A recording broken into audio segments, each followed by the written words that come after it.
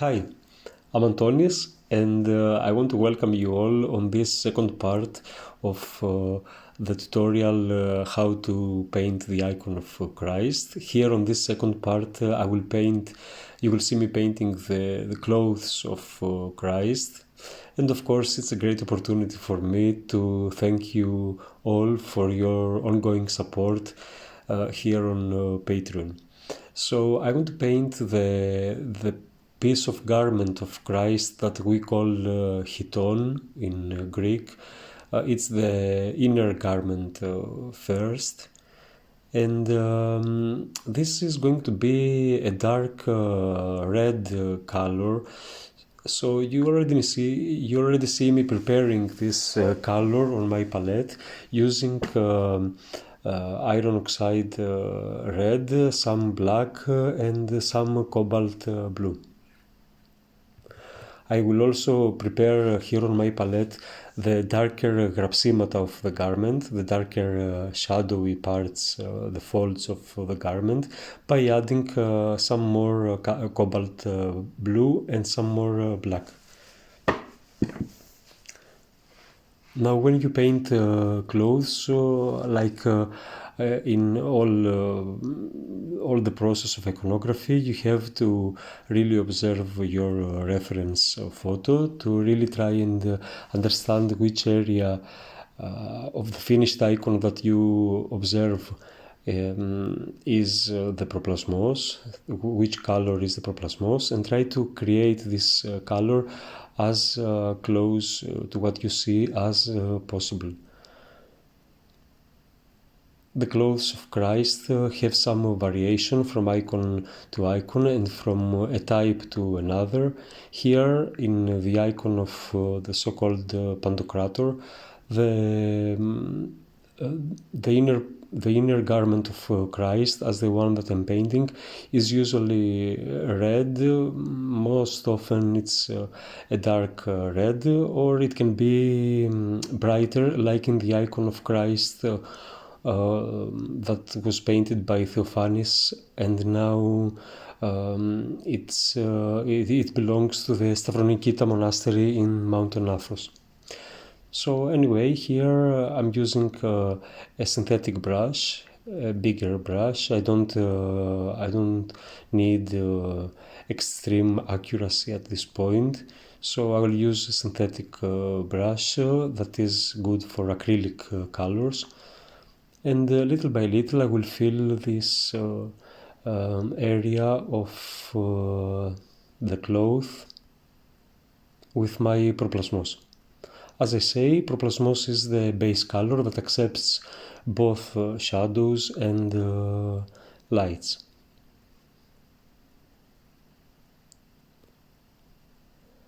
The consistency of my color, as you see, is medium consistency, is not too runny and not too thick. I will quickly add a second layer on the areas that I see they need a second layer. And now, as you see, I'm starting with painting my γραψίματα, the darker folds of the cloth. Make sure that after you paint the proplasmos, there has to be some silk shiny effect on the area. When you shed some light, it has to shine a little bit. It has to be a little bit bright. If it is dull, then it means that your egg solution wasn't very strong, or it required some more egg solution in the color.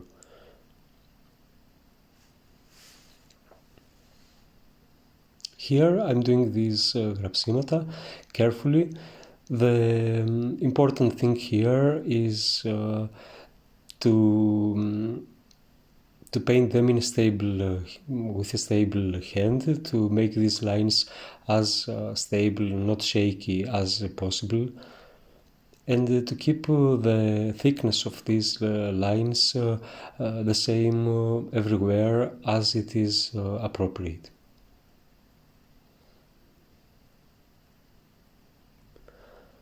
Also, at this point, you have to notice and understand which areas, which of these lines are, let's say, abrupt. There will be an abrupt transition between those lines and their surroundings.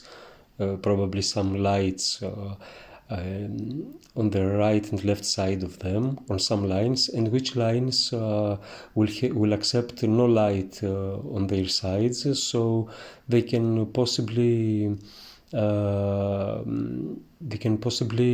blend smoothly with the proplasmos. I will explain later on when I will get to this point. At this point, as you see, I'm just painting these darker lines that I created, their color I created by adding some cobalt blue and some black on my palette to the color of the proplasmos. And with a stable hand and a good brush, I will now complete and paint this stage.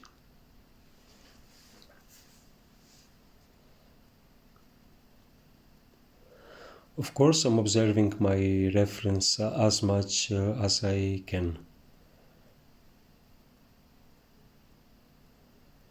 Okay, so now here on this part of the cloth, there has to be some smooth on the right side of the cloth, as we see it, and on the left there has to be some smooth transition, as you see. So I will create on my palette a color that is more runny, a little bit more thin, and I will also add some color of the proplasmos into that, and I will smoothen a little bit these transitions of shadow. This is very important, and to do this I can use both just the tip of my brush with nice beautiful elegant brush strokes, or I can be a little bit more aggressive, like you see here, with more quick, very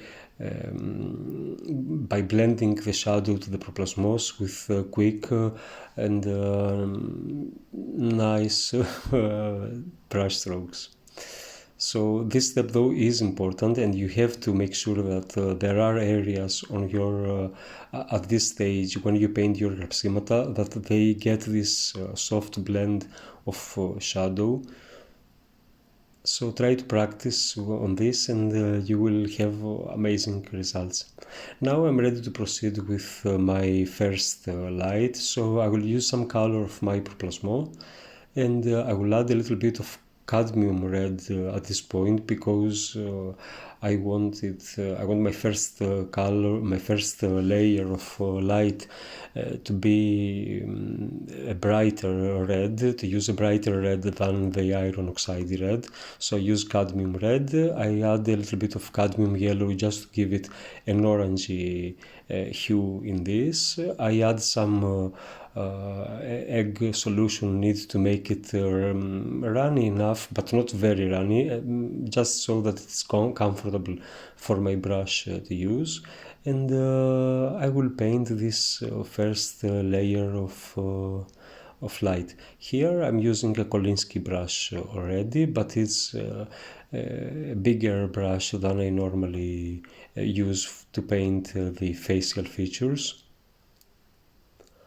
And again, it's the same thing. I have to observe which parts of these light shapes will have an abrupt finish to them, and on which areas these shapes of light will have to be there will have to be a transition, a blending between those shapes and the proplasmos.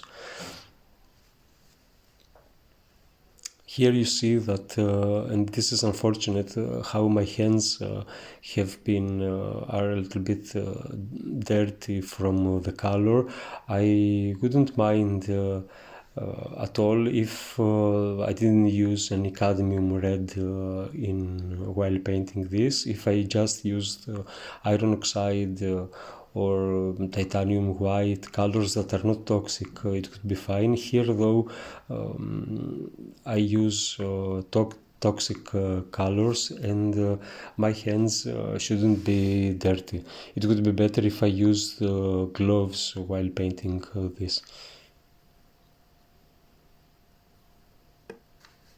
I don't really know what the actual effect, how toxic these colors are. I know many iconographers who use those, and they were completely, they didn't care at all about those colors being in touch with their skin, and they are fine. I believe that there is a lot of toxicity in some colors, and that we should be careful, because no matter how small it is, it can accumulate through the years of practice and create some problems. Not all colors of iconography are toxic, but some of them some of them are.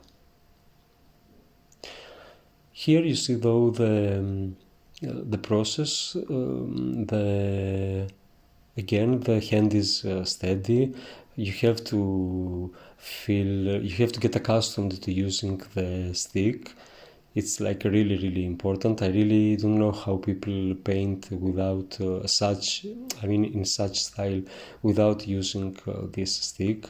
And for me, it's also hard when I see iconographers using painting not perpendicularly like on an easel, but they place their icon on a table and they paint on a table, on a desk. To me, this is very hard to achieve. Probably for those iconographers, it does make sense, and it's something that helps them. To me, I have to be able to see perpendicularly what I'm painting. Notice though here that I'm using one more, again, a thinner layer of color that is in between the first light and the rapprochement, and with this I will smooth a little bit the transitions in some areas. Now I'm ready to move on to my to my second light. For this I will make a color that I will use the first light. I will add some yellow, cadmium yellow in this, and a little bit of titanium white, and I will also make one even stronger color here with more titanium white and more yellow, so that it will lose its yellowiness. It has more red and cadmium red and titanium white, so I will create this pinkish color to paint this second layer. With this pinkish color I will light this garment a little bit more, and by observing the reference photo that I'm using, I see that I will not need the third light. Not all garments get 3 layers of light. Some get only 2, or more often, this is rare though, most of them get 3 layers of light. Now, from my experience, I think that the darker grapsimata, the darker shadows, are indicating that the cloth is a more heavy, more thick, say, piece of garment.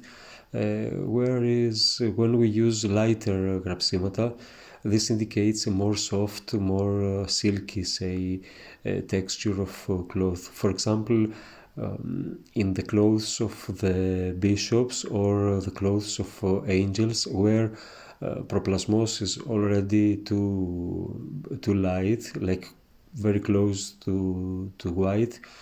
The grapsimata are very light, and they indicate, as I said, this silky texture of the clothes.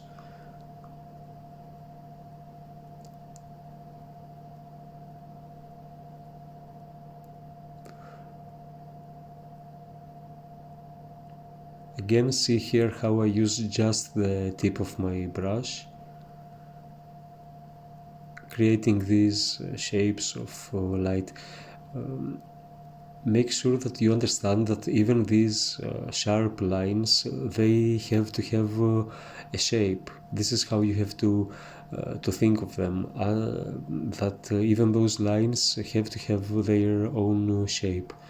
They're not just lines, but elongated, say, shapes of light.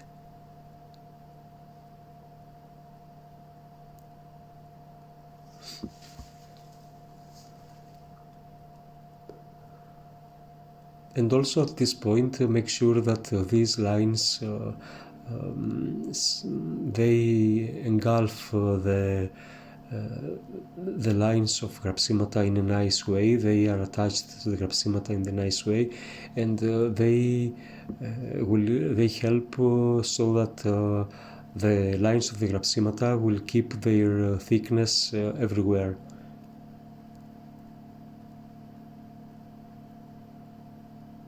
So now I am done with this cloth, and I will move to painting the Holy Imation, as we call it, the piece of cloth that is above the chiton. And for this I will need a color that garment is bluish, let's say, but I want it to be dark enough and not extremely blue.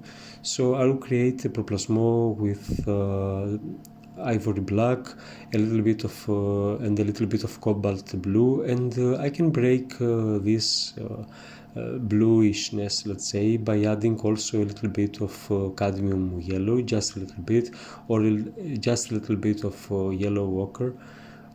I want a color by the end that is of blue hue, let's say, that it does resemble to blue and not let's say green or red or something like that, that resembles to blue, but it's dark enough as well, but not a very garish, not a very strong blue.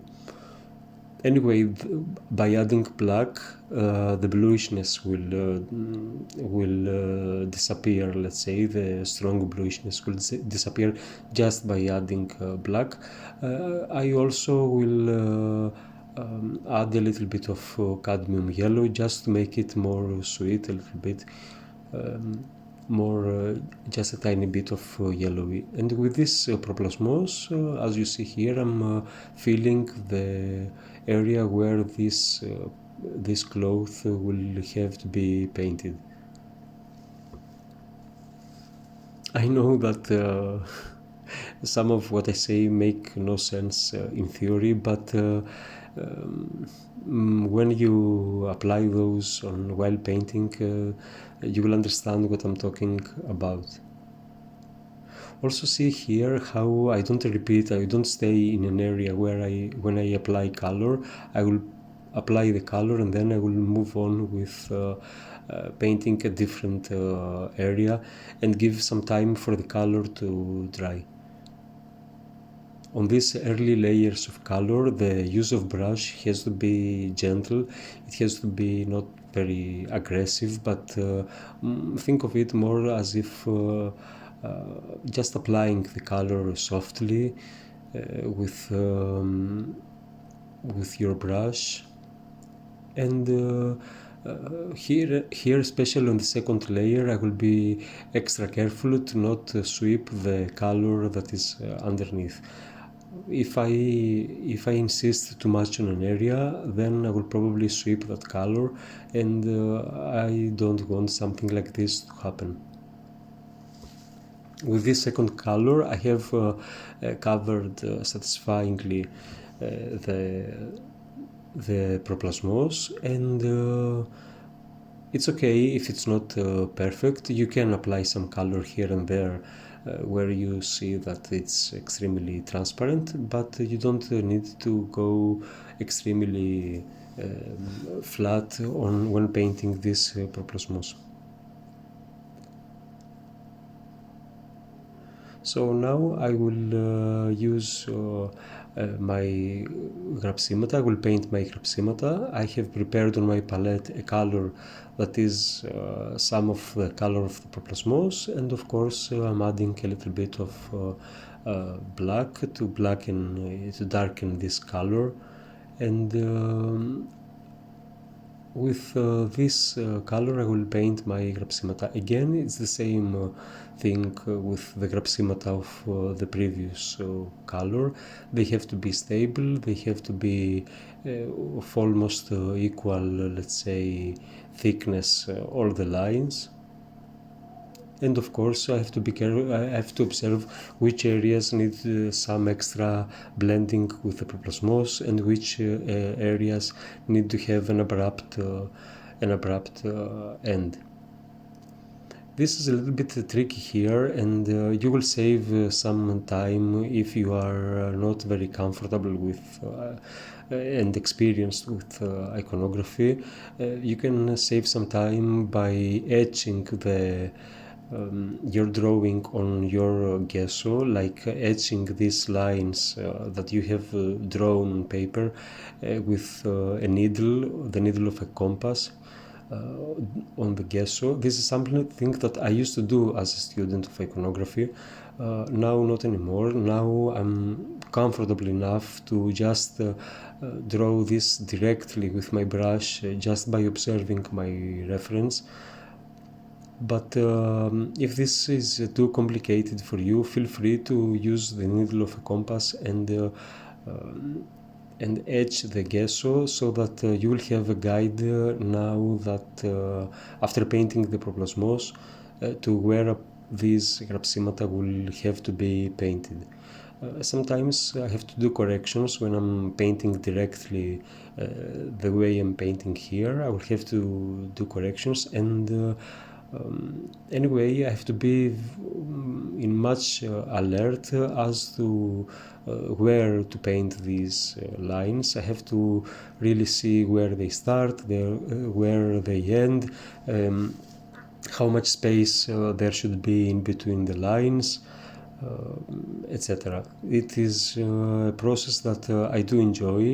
I understand it's complex and maybe hard for many students, but this way I avoid etching the gesso, which is something that I don't really like on my icons. Make sure that also these γραψίματα do follow some, let's say, naturalistic cell logic of clothes, and do create these folds in a way that makes sense. Here again, see how I create this blending of the γραψίματα to the προπλασμός, and this here I do it with a color that is slightly more thin, and using the tip of my brush.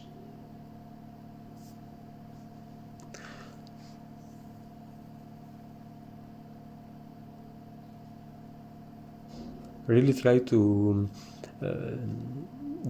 observe the reference photo. That's why I insist on using icons painted by master iconographers of the past.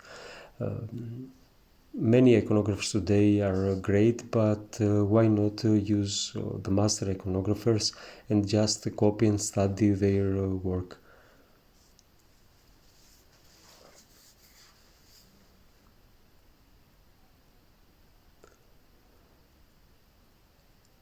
I can add some pure ivory black by the end, and underline some γραψίματα that they are stronger, darker, etc. Now I'm ready to proceed with painting the first light on my icon, and for this I want to use a blue that is lighter than my προπλασμός, but I certainly don't want this blue to be very bluish, electric blue. I want it to be a little bit sweeter, the way I wanted my προπλασμός to be more not as blue as color could give me. So for this I'm preparing this color, and I'm using all kind of colors in it, like a little bit of cadmium yellow. I can use titanium white, some of course cobalt blue, some of the color of the proplasmo, etc., so that I will create a color that I find to be the correct value. It shouldn't be very bright at this point. The reference photo will guide me as to how strong in terms of value this color should be, and I will make sure that the consistency of this color is the right one for the result for what I want it to be. If it's very thick, it can be sometimes even brighter, or if I want to make a color a little bit thinner, I will make it if I want to make a color to be a little bit lower in value, more dark, I will thin it a little bit more, so that the darker layer underneath can shine through it and darken it.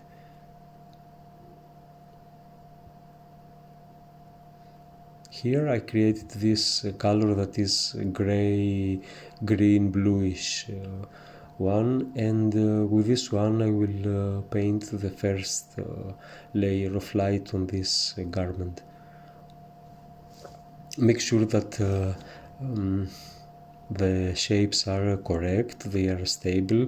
Make sure that the way you paint these lines and these shapes, they will reveal nicely the folds of the cloth underneath. And you see the way my hand moves on the stick, how crucial it is for you to get accustomed to painting with a stick.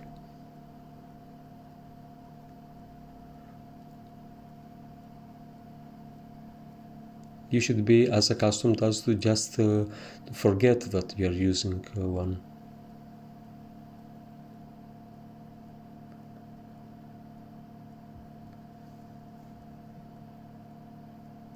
Here again, I'm observing a lot the reference photo. I truly try to understand what's going on and to see the shapes. They can seem complicated, but if you spend some time to just observe them, you will really understand what's going on. And of course, as I said before, it's very important the way a line of light surrounds a line of darkness, a light of grapsimo. Give some extra attention to recreate what you see on your reference photo, to recreate it on your icon.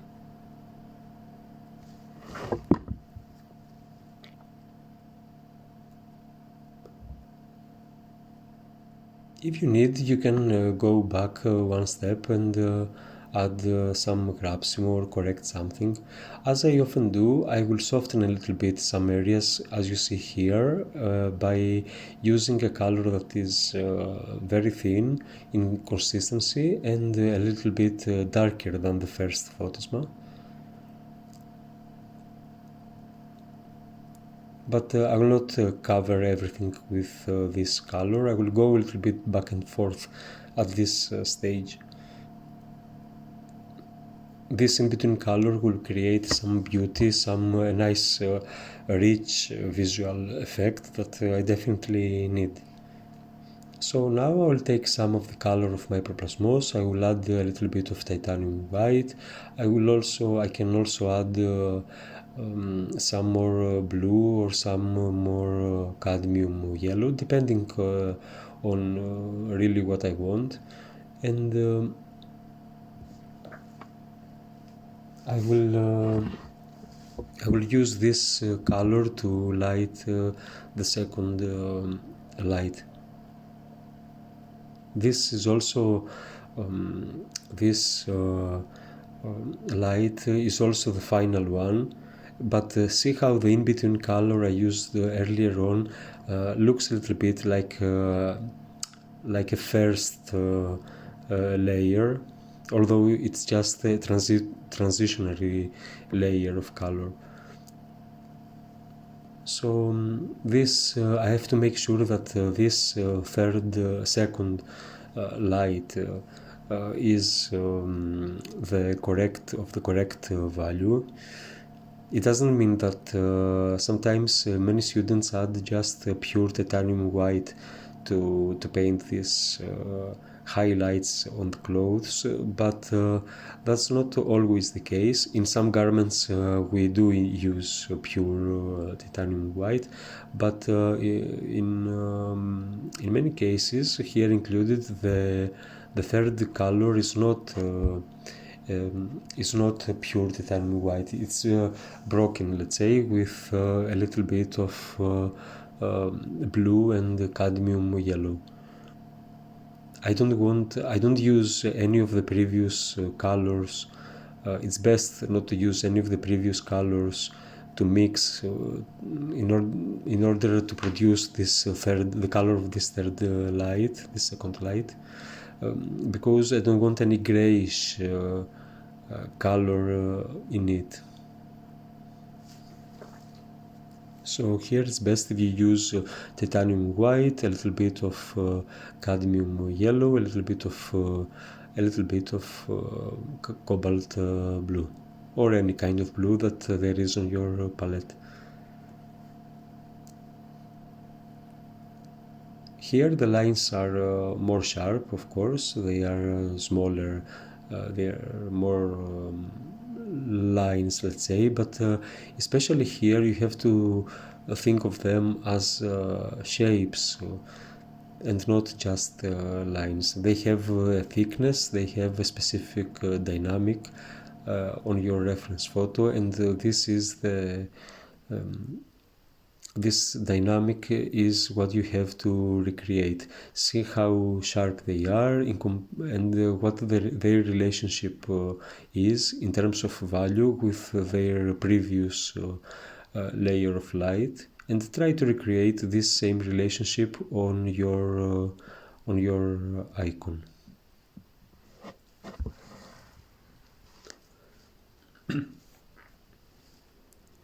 The brush here is behaving exactly how I want it to behave. It holds color very well, and it really does an amazing job. The more you practice, have faith that the more you practice, the better you will be, and you will paint really, really beautiful clothes, and it's just a matter of practicing.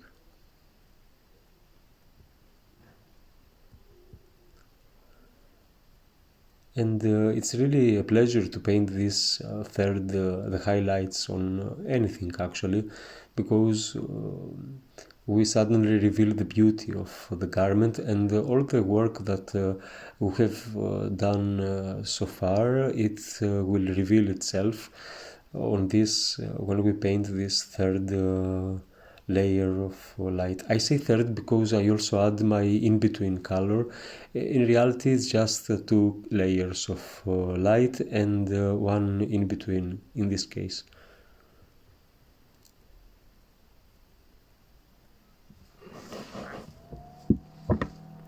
So again, thank you so much for being here and watching this tutorial.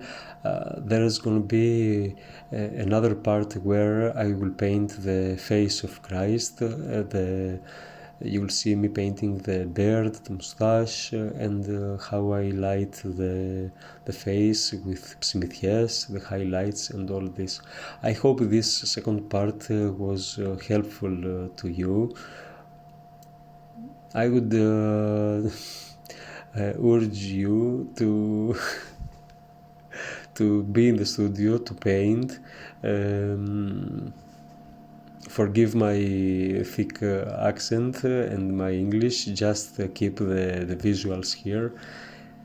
So thank you so much again for your support. Feel free to join our live streams if you want, and make sure you are healthy and creative. I will see you soon with another video. Bye.